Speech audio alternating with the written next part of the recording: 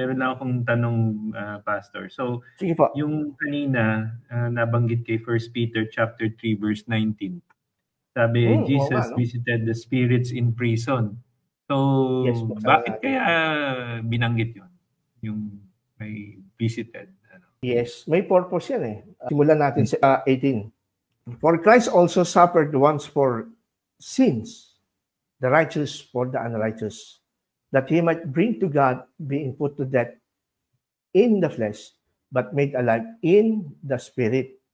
In which, ibig sabihin yung spirit na kalagay na yon, yung spirit natin ruach, o yung pneuma sa Greek, in which he went and proclaimed to the spirits in prison.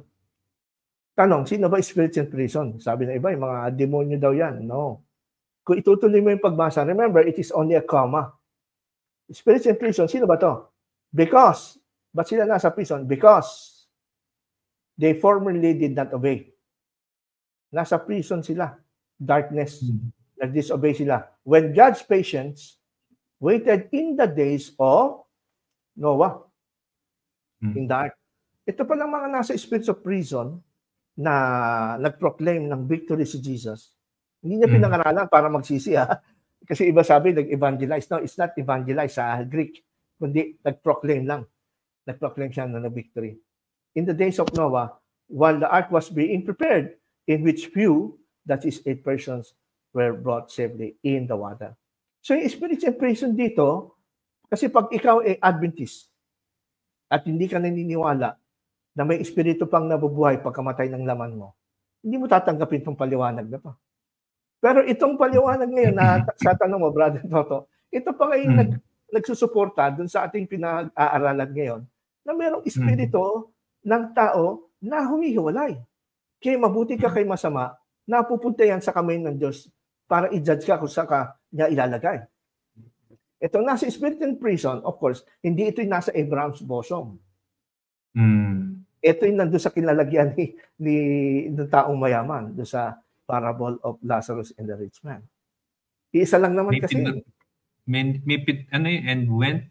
He went and proclaimed. Ano yung pinoclaim ni Jesus kaya doon? Hindi sinabi ng verse ang proclaim, pero pag tinignan natin sa Greek, ang Greek na ginamit yan kerizo, from kerizo. Diyan galing yung kerigma, chronizo. It is a herald. It is a herald or public crier. Divine truth, the gospel, preacher, proclaim, publish. Nag-proclaim siya. But of course, this is not salvation because it is appointed for a man to die once and after that, judgment na. So yung namatay na during the time of Noah, namatay sila because nag-disobey. Sabi nga ng Bible, di ba?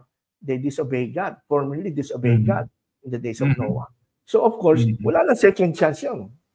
Hindi lang nilinaw sa atin, hindi lang nilinaw sa Peter na kung bakit kailangan pa niya i-proclaim ang kanyang victory sa mga prison. Spirits ng mga nalunod ng mga wicked during the time of Noah.